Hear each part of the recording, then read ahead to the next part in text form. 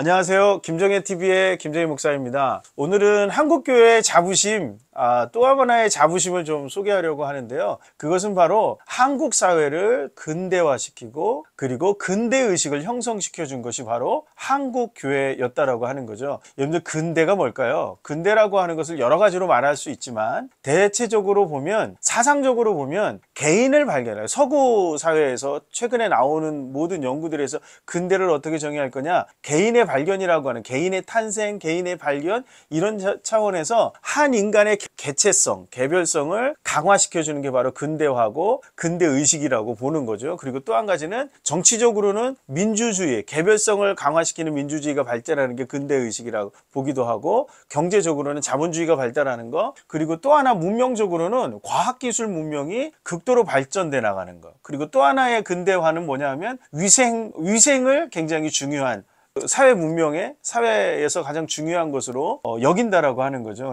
봉건 시대의 근대 위생에 대한 의식하고 근대 이후의 위생의 의식이 굉장히 많이 달라지거든요. 그래서 근대화를 얘기할 때는 대략적으로 개인의 탄생, 그 다음에 자본주의, 민주주의 이런 어떤 정치 체제가 발전해 나가는 그런 과정들 그리고 아까 말씀드렸던 과학기술 문명이 발달해 나가는 거 그리고 또 한 가지는 어떤 건 있냐면 아까 민주주의 말씀드렸지만 민주주의가 발달한다라고 하는 것은 어떤 정치 이데올로기를 단순하게 얘기하는 게 아니고요. 민주주의가 발달하면 개별성들이 하나로 묶어야 되는 그 과정, 의견을 하나로 묶어야 되기 때문에 회의하고 토론하고 그 다음에 투표하고 그리고 의사결정을 하는 그런 구조들을 만들어가는 것을 대체적으로 근대의식이라고 얘기하고요. 근대화라고 얘기를 합니다. 그러면 제가 왜 한국교회가 근대화, 근대의식을 한국교회 자부심으로 여겨야 된다라고 얘기했느냐면 19세기 이후에 조선이 개화된 이후에 한국 사회에 내가 개인의 존중과 가치를 일깨워줬던 학문과 개인의 가치를 일깨워줬던 종교는 유일하게 기독교밖에 없었습니다. 특별히 신분제를 철폐하는 그 과정, 백정들이 예수를 믿고 나니까 성경을 통해서 뭐라고 믿게 돼요? 하나님이 인간을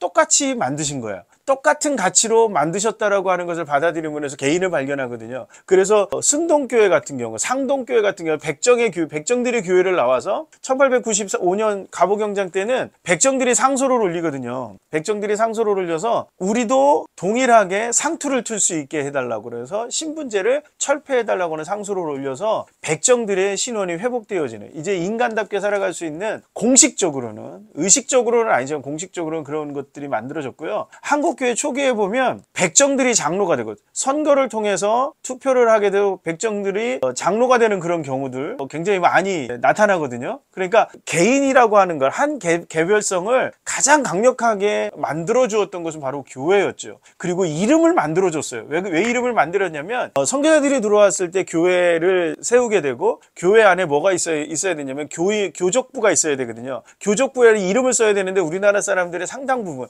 특히 여자들 같은 경우는 이름이 거의 없었단 말이에요. 그러니까 이름을 지어야 돼요. 백정들도 이름이 없으니까 이름을 만들어야 돼요. 그렇게 해서 이름을 만들어줬다라고 하는 것이 개인의 존재감이 내가 역사에 이름을 남길 수 있는 그런 존재감이 만들어지게 되는 거죠. 그런 의미에서 근대의식에 있어서 개인을 발견시켜줬던 교회의 역할을 우리는 좀 무시할 수 없는 그런 부분들이 있다라는 거예요. 근데 우리나라 한국 사회의 근대화에서는요, 대부분 두 가지가 부딪힙니다. 하나는 자생적 근대화론하고 식민지 근대화론이라고 하는 두 가지가 부딪히는데 자생적 근대화론이니까 우리가 근대화, 문명개화도 했고 독립협회도 만들어 그런 의지가 있었다라고 하는 그런 차원에서 개화라고 하는 측면에서 그리고 민족을 발견하고 민족 독립이라고 하는 측면에서 근대화는 우리 스스로 일궈낸 것처럼 얘기를 하지만 사실은 아까 말씀드렸잖아요. 개인의 발견, 민주주의 제도, 위생의식, 그 다음에 자본주의, 그 다음에 과학기술 문명이 발달하고 이러한 어떤 제도적인 거, 문명적인 거, 정신적인 거 이런 것들을 통해서 보면 사실은 식민지 근대화론을 이야기하는 사람들에게 있어서 굉장히 타당성이 있어 보이는 것도 사실이에요. 물론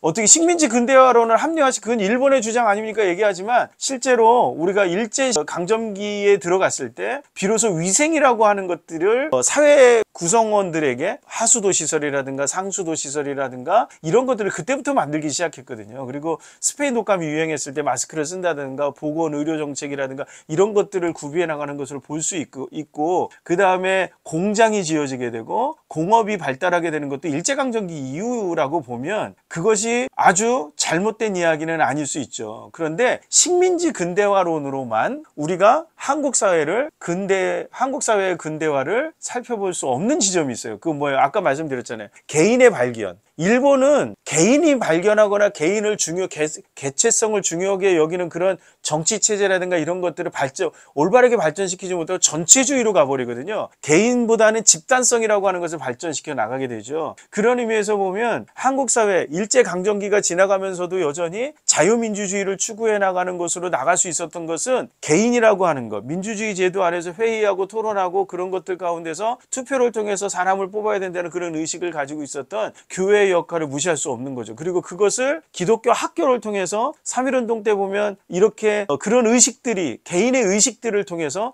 나라의 독립과 새로운 국가 건설이라고 하는 것을 발견해 나간다는 측면에서 보면 근대의식, 근대화, 근대의식과 근대 정신을 가장 강력하게 가르쳐 주었던 것은 바로 교회, 한국교회가 가장 강력한 우리나라 근대화의 초석이 될 수 있었다라고 저는 생각해요. 그러나 물론 지금 한국 교회가 그러냐라고 하는 것에 있어서는 아까 말씀드렸던 어떤 개인이라든 개별성을 존중하고 그러면서 그 안에서 질서를 만들어가고 회의하고 토론하고 이런 자본주의와 위생과 이런 모든 문명적인 것들은 발전해 나갔지만 근대 정신이라고 하는 것들, 근대 모더니티를 만들어가는 데 있어서는 아직은 한국 교회가 더 교회의 본질을 찾아가는 작업을 통해서 이러한 것들을 좀 만들어갈 필요가 있다. 개인적으로 그렇게 생각을 합니다. 오늘은 한국교회가 한국 사회 안에서 자부심을 가질 수 있는 것, 한국교회가 가지고 있는 근대성, 그리고 근대의식, 근대 정신이었습니다. 감사합니다.